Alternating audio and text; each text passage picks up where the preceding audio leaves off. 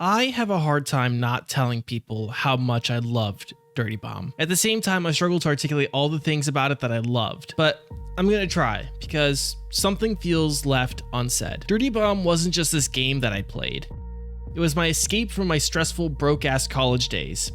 It gave me a true sense of belonging to a community, a game where I felt like I could crouch jump into content creation, and where I met some lifelong friends. I know this is a dramatic way to talk about a video game, but honestly, Dirty Bomb deserves at least one person to speak poetically about it, even if it's just for a few minutes. So that's what this video is. A love letter to a game, or the game that it used to be, that I deeply miss.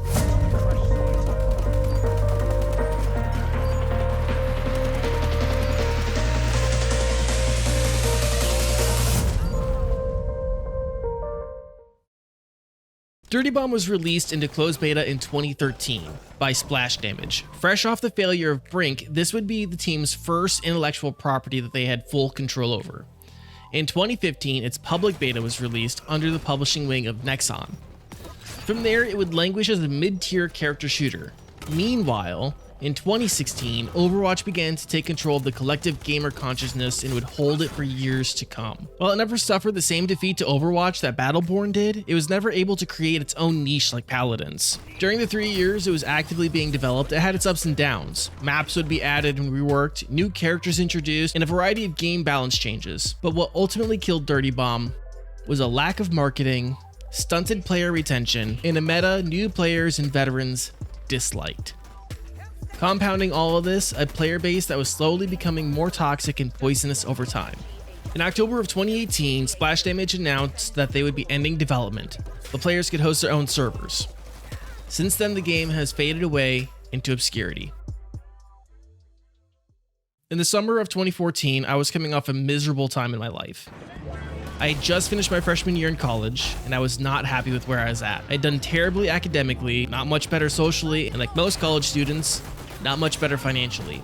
A true freshman flop. I spent the summer working under the table for a family member, making just enough cash to afford my sophomore year books and my first proper gaming PC, which was technically supposed to be for school, but c'est la vie. So I'd returned to school and moved back in with my dad.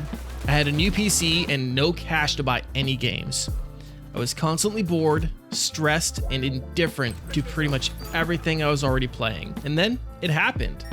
The late and certainly great Total Biscuit posted a video asking and answering the question, WTF is Dirty Bomb? I immediately went to try it out, and I know this is gonna sound hyperbolic, but this game helped me keep my head above water.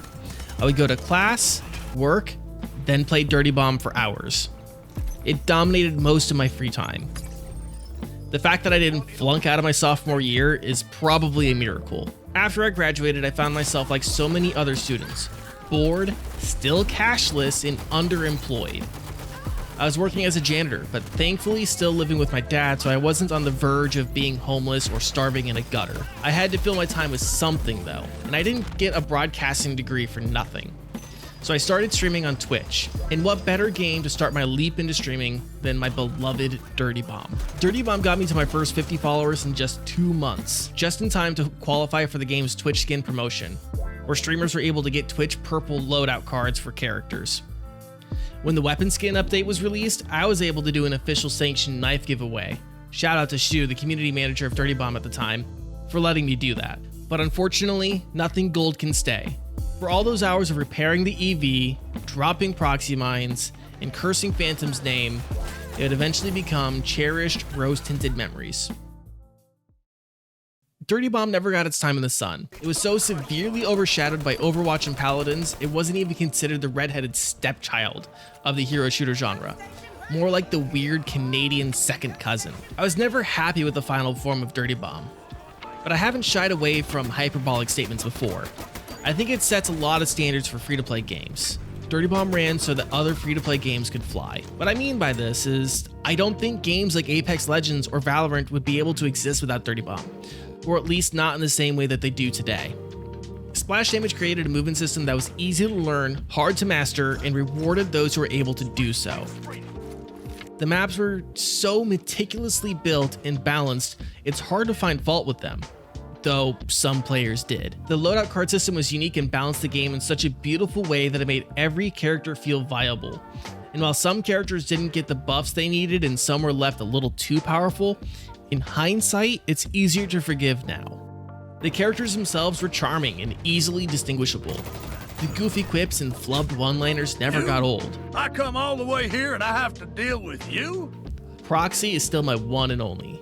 Please don't tell my fiance. Shotgun! I call shotgun because I have, shotgun. Dirty Bomb, as it is now, is frozen in time, left in a near immaculate state that still conjures bittersweet emotions whenever I install and boot it up. More often bitter than sweet, especially when I realize the toxicity that tainted the game still lingers. If you never had the joy of playing Dirty Bomb between 2015 and 2018, it's still available and there are servers up.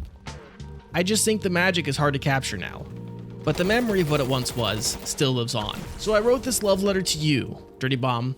Thank you for the memories, however fleeting. So dawn goes today, nothing gold can stay. Before this video ends, let me know what game gives you these feelings. Let me know in the comments down below. I'd love to hear your stories. Until next time, stay safe, stay healthy, keep fighting the good fights, and we'll see you in the next one.